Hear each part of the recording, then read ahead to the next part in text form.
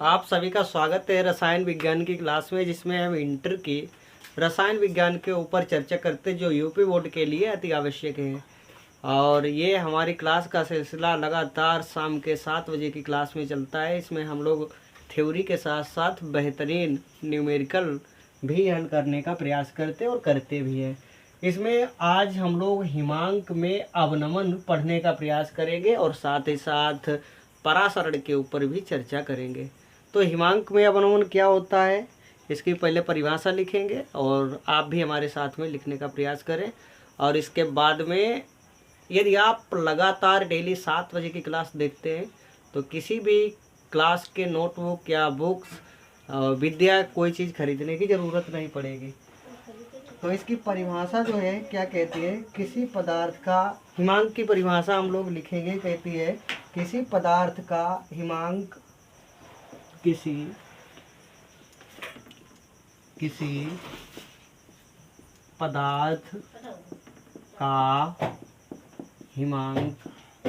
पदार्थ का हिमांक वह ताप है। किसी पदार्थ का हिमांक वह ताप है जिस पर द्रव, क्या लिखते हैं, जिस पर द्रव अवस्था का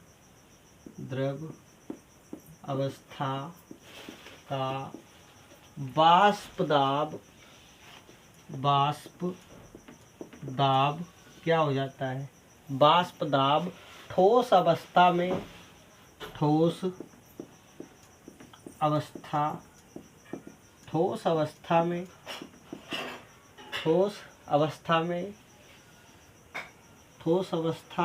में परिवर्तित हो जाता है, या ठोस अवस्था के वाष्प दाब के बराबर हो जाता है।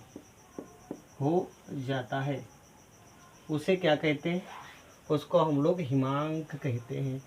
सबसे पहले हम लोग हिमांक देखते हैं, उसके बाद में देखेंगे हिमांक में अवनमन क्या होता है। तो हिमांक क्या है, किसी पदार्थ का हिमांक वह ताप है जिस पर द्रव अवस्था का वाष्प ठोस अवस्था के वाष्प दाब के बराबर हो जाता है। या समझे हिमांक किसे कहते हैं, जैसे कि हमने यहाँ पे एक फ्रीजर लगा दिया, ठीक है। तो यहाँ पे हमने जो कटोरी में पानी लिया है, तो ये हमारा पानी है, बिल्कुल द्रव अवस्था में है।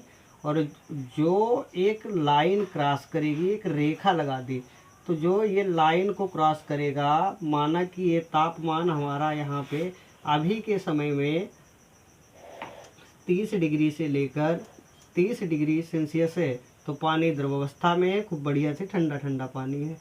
और इसका तापमान हम लोग घटा के नीचे ले जाते हैं। तो 30 के बाद में जैसे ही यहाँ से हमने क्या किया, जैसे ही इसका तापमान घटाकर 0 डिग्री सेल्सियस कर दिया, तो ये पानी जो द्रव अवस्था में था, तो ये एक बर्फ़ के टुकड़ों में बदलना शुरू हो जाता है। और जैसे -2, -10, -20 नीचे गिराते हैं, तो इसका जो द्रव अवस्था है, द्रव से ठोस बनना यानी पानी से बर्फ़ बनना शुरू हो जाता है। इसी को हम लोग हिमांक कहते हैं, ठीक है। तो हिमांक कौन सी रेखा होती, जहाँ से बर्फ़ का बनना शुरू हो जाता है, ठीक है। अब हम लोग देखेंगे हिमांक में अवनमन क्या होता है, अवनमन किसे कहते हैं, तो उसके ऊपर भी चर्चाएं करने वाले हैं। तो क्या होता है हिमांक में अवनमन, अर्थात इसको हम लोग अन्य परिभाषा के माध्यम से भी सीख सकते हैं।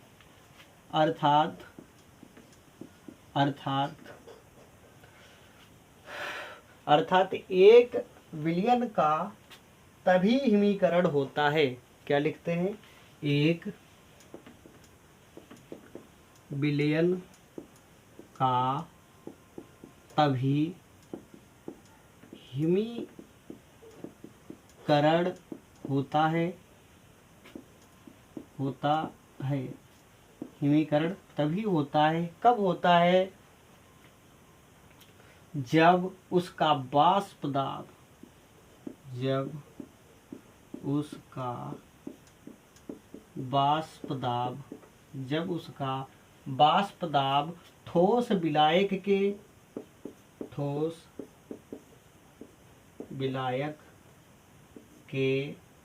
विलायक के वाष्प दाब के बराबर हो जाता है।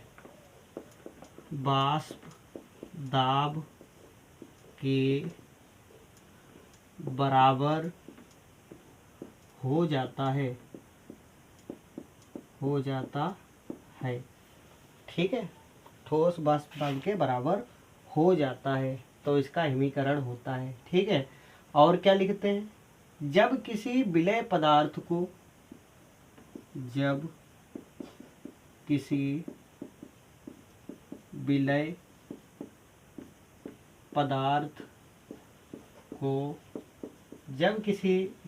पदार्थ को किसी विलायक में घोला जाता है, किसी विलायक में घोला जाता है, किसी विलायक में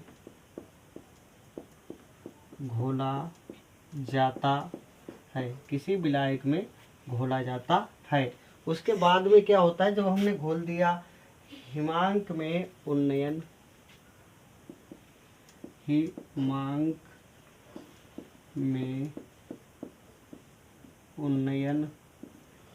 में उन्नयन, इस कमी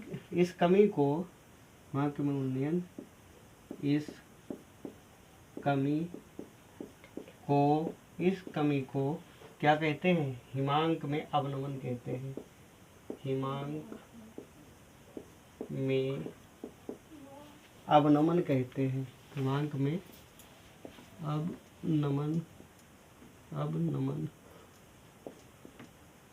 कहते हैं। एक बार परिभाषा को फिर से पढ़िए। क्या होता है, हिमांक किसे कहते हैं, हिमांक कहते हैं जहाँ से बर्फ का बनना अर्थात द्रव से ठोस का होना शुरू हो जाता है, उसको हिमांक कहते हैं। हिमांक में अवनमन क्या होता है, अवनमन होता है जब किसी विलय पदार्थ में, जब किसी विलायक में कोई अवाष्पशील पदार्थ को घोल दिया जाता है, जो कमी आती है, हिमांक में उन्नयन होता है, उसको अवनमन कहते हैं। तो आगे क्या होता है, तो आगे हम लोग इसे देखने का प्रयास करते हैं। क्या कहता है, किसी पदार्थ का हिमांक वह ताप जिस पर द्रव अवस्था का वाष्प दाब ठोस अवस्था के वाष्प दाब के बराबर हो जाता है। अर्थात एक विलायक का तभी हिमीकरण होता है जब उसका वाष्प दाब ठोस विलायक के वाष्प दाब के बराबर हो जाता है। जब किसी विलय, अर्थात अब हम लोग यहाँ से पढ़ेंगे हिमांक में अवनमन, यहाँ से यहाँ तक हिमांक में अवनमन को पढ़ेंगे। जब किसी विलय पदार्थ को क्या किया जाता है, जब किसी विलय पदार्थ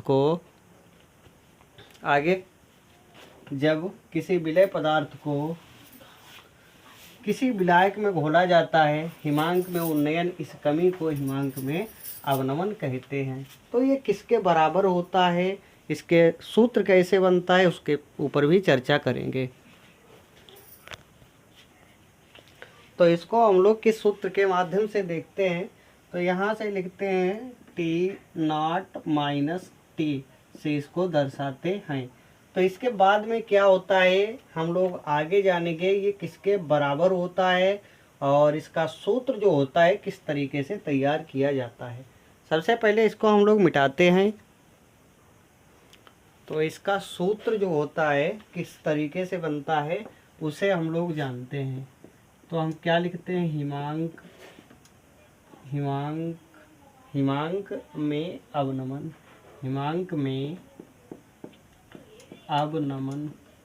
हिमांक में अवनमन जो होता है वाष्प दाब के अवनमन के समानुपाती होता है,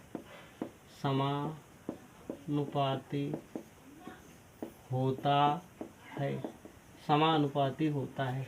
क्या लिखा है, हिमांक में अवनमन वाष्प दाब के अवनमन के समानुपाती होता है। तो ये किस तरीके से समानुपाती होता है, इसको हम लोग डेल्टा, डेल्टा का मतलब होता है, डेल्टा जो लिखा है डेल्टा का मतलब होता है अंतर। डेल्टा का जहाँ भी कभी आपको डेल्टा लिखा दिखाई पड़ जाए तो समझ जाना डेल्टा का मतलब अंतर होता है।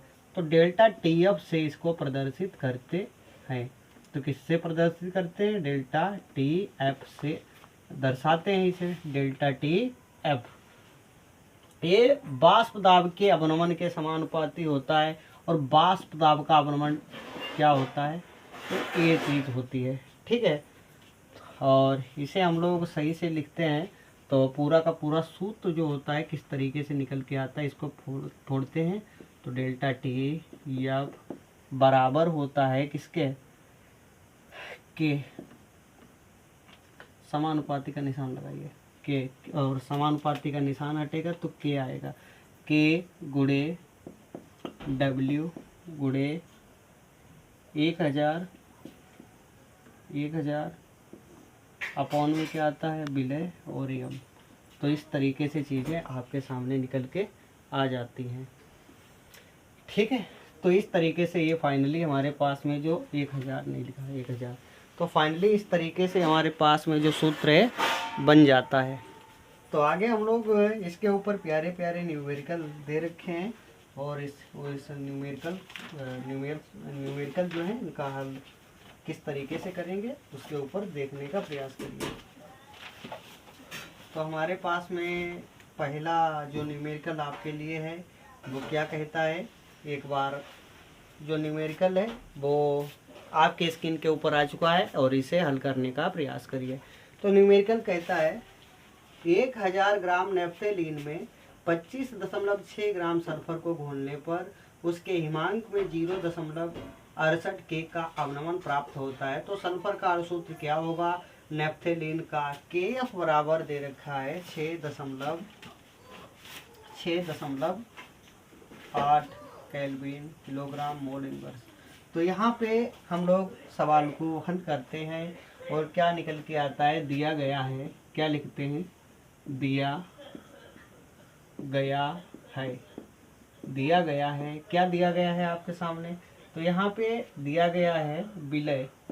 तो विलय कितना दे रखा है दोस्तों, विलय आपके सामने दे रखा है 25.6 ग्राम। और विलायक कितना दे रखा है, विलायक दे रखा है आपके सामने 1000 ग्राम। और क्या दे रखा है, डेल्टा टी एफ का मान दे रखा है, वो कितना दे रखा है 0.68 के दे रखा है। और के एफ का मान 6.8 जो कि यम आता है, यम का मान इतना दे रखा है। तो हम लोग सूत्र के ऊपर अप्लाई करते हैं और निकालना क्या है, तो सल्फर का अणुसूत्र निकालना है, ठीक है। और देखते हैं इसमें क्या होता है। तो यम, ठीक है, तो के एफ दे रखा है, यम का मान आपको पता करना है। तो यम का मान, या अर्थात इस यम का मान निकालोगे तो यम को आगे लाओगे और उसके बाद में इस के का गुणा करो, के गुणे डब्ल्यू गुणे 1000 और अपान में आता है डब्ल्यू और डेल्टा टी एफ। तो हम लोग यम बराबर क्या करते हैं, के का मान कितना दे रखा है, के का मान आपके सामने दे रखा है 6.8 गुणे विलय कितना दे रखा है, विलय आपके सामने दे रखा 25.6 दे रखा है। उसके बाद में 1000 का गुणा मार देते हैं और गुणा करने के बाद विलायक कितना दे रखा है, विलायक 1000 ग्राम विलायक दे रखा है, 1000 लिखिए। और उसके बाद में डेल्टा टी एफ का मान दे रखा है 0.68, ठीक है। तो इस तरीके से हमारे पास चीज़ें दे रखी है, वैल्यू पुट करनी है सिर्फ। तो क्या देखते हैं हम लोग, 1 2 के बाद में 0 लगाए, यहाँ से 0 को गायब करेंगे, 2 0 ऊपर ही तरफ बढ़ा देंगे। इधर हम लोग क्या देखते हैं, 1 के बाद में दशमलव लगा है तो यहाँ से हटाओ, 1 0 नीचे बढ़ाओ। यहाँ भी हमें देखने को मिल गया है कि 1 के बाद में दशमलव लगा है, दशमलव हटाओ, नीचे 0 बढ़ाओ। तो 1 2 3 0 यहाँ से मिले, 1 2 3 0 कट कर दिए, 1 2 तो 2 0 और कट कर दिए। तो यहाँ पे 68 बचा है, 68 से 68 कैंसिल हो गए। तो यम का मान जो है यहाँ से हमारे पास में 256 निकल के आ जाता है। तो यम का मान जैसे ही 256 आता है, आगे हमें सल्फर का अणुसूत्र निकालना है, और सल्फर का अणुसूत्र मेरे दोस्तों होता है 32। तो 256 को 32 से जैसे ही हम लोग भाग देते हैं तो हमारे पास में 8 सल्फर का अणुसूत्र, तो सल्फर का जो है ना वो 8 निकल के आ जाता है। ठीक है, तो 8 यहाँ से इसका सही जवाब निकल के आ जाता है। किस तरीके से चीज़ें की, और आई होप ये समझ में आप सभी को अच्छे से आया होगा। और इसके बाद में हम लोग चलते हैं एक और क्वेश्चन की तरफ, और अगला क्वेश्चन भी देखने का प्रयास करिए क्या कहता है। सबसे पहले हम लोग इसे मिटाते हैं, उसके बाद में चीज़ें और आगे की चीज़ें तो दोस्तों अगला क्वेश्चन भी आपकी स्क्रीन के ऊपर आ चुका है, और इसे हल करने का प्रयास करिए। एक बार हमारे साथ पढ़िए, उसके बाद में इसे भी लगाते हैं। तो अगला प्रश्न कहता है 0.29 ग्राम कार्बनिक यौगिक को 5.8 ग्राम बेंजीन में घोलने पर हिमांक में 1.5 डिग्री सेल्सियस की कमी पाई गई। यौगिक का अणुभार ज्ञात कीजिए, और आगे ब्रैकेट में दे रखा है बेंजीन के लिए KF बराबर 5 डिग्री सेल्सियस प्रति मोलर। तो इसमें सूत्र कौन सा लगेगा, इसमें भी किसका मान, यौगिक का अणुभार ज्ञात करने यानी यम का मान निकालना है। तो सूत्र कौन सा लगता है, सूत्र बताइए। सूत्र जैसे ही यम का मान हमें पता करना होता है, तो यम के मान के लिए हमारे पास में वही पीछे वाला सूत्र जो अभी कुछ देर पहले हमने लगाया था वही का यूज करते हैं। 1000 गुणे KF गुणे W। तो 1000 गुणे K गुणे W, और यहाँ से डेल्टा TF और गुणे आगे विलायक आ जाता है। तो यहाँ पे क्या दे रखा है आपके सामने दिया गया है, क्या दिया गया है, कौन कौन सी चीज़ें दी गई हैं। तो यहाँ पे विलय जो दे रखा है वो कितना दे रखा है आपके सामने 0.29 ग्राम, 0.29 ग्राम विलय दे रखा है। और विलायक की बात करते हैं तो विलायक कितना दे रखा है 5.8 ग्राम, 5.8 ग्राम यहाँ पे। और आगे की बात करते हैं तो TF का मान, डेल्टा TF का मान दे रखा है 1.5 डिग्री सेल्सियस। और कुछ भी K का मान दे रखा है, यहाँ पे KF का मान दे रखा है 5 डिग्री सेल्सियस। तो इसको वैल्यू पुट के में हिसाब से हम लोग वैल्यू को पुट करते हैं। K का मान कितना दे रखा है, KF का मान 5 दे रखा है, तो 5 रखिए। और विलय कितना दे रखा है 0.29 दे रखा है, और अपॉन में डेल्टा TF का मान दे रखा है 1.5, और विलायक कितना दे रखा है 5.8 दे रखा है। बस हमें क्या करना है, हमें तो हल करना है। 1 2 के बाद में 0 लगा है तो बस नीचे लगा दो, और यहाँ 1 के बाद में लगा था, यहाँ से उठाओ ऊपर बढ़ा दो, और यहाँ भी नीचे लगा है ऊपर बढ़ा दो। बस 1 2 डबल जीरो से डबल जीरो कट गया, तो क्या बचा है 5 एकम 5, 5 तियाँ 15, और कुछ कट रहा। तो यहाँ से पूरी की पूरी संख्या आगे जब हम लोग काटते हैं तो क्या कटता है 25, क्या 29 से जा रहा है, हाँ। तो 29 एकन 29, 29 दूना 58, यहाँ से 2 बार में कट चला गया। और क्या बचा है हमारे पास में 3 दूना 6, और 6 से 1000 को भाग देना है। और जैसे 6 से इसे भाग दोगे तो तुम्हारे पास में कितना निकल के आ जाता है, यहाँ से 1.166.66 आंसर हमारे पास में निकल के आ जाता है। ठीक है, तो ये किस तरीके से है, बस इसे हल करना है आपको, और आपके सामने फाइनली आंसर निकल के आ जाता है। तो चलिए देखते हैं अगला क्वेश्चन नहीं, हम लोग आगे क्या कहते हैं थ्योरी पढ़ेंगे परासरण की। तो आज की क्लास को यहीं पे ख़त्म करते हैं। कल की क्लास में हम लोग परासरण देखेंगे, और परासरण फाइनली शुरू से लेकर अंत तक देखेंगे। परासरण की एक लंबी क्लास होती है, वो आधे घंटे में कवर करना बहुत ही मुश्किल काम होता है। तो इसलिए हम लोग क्या करते, कल मिलेंगे ऐसी बेहतरीन वीडियो के साथ। और कल की क्लास में हम लोग भर भर के न्यूमेरिकल, काफ़ी सारे न्यूमेरिकल्स करेंगे, जो कि अभी तो एग्जाम्पल के लिए एक न्यूमेरिकल देते हैं, 2 देते हैं, लेकिन अब की क्लास में जो होगी तो उसमें बहुत सारे न्यूमेरिकल्स होंगे, थ्योरी होगी, बहुत सारी चीज़ें होंगी। मिलते हैं कल ऐसे बेहतरीन वीडियो के साथ, तब तक के लिए बाय, टेक केयर।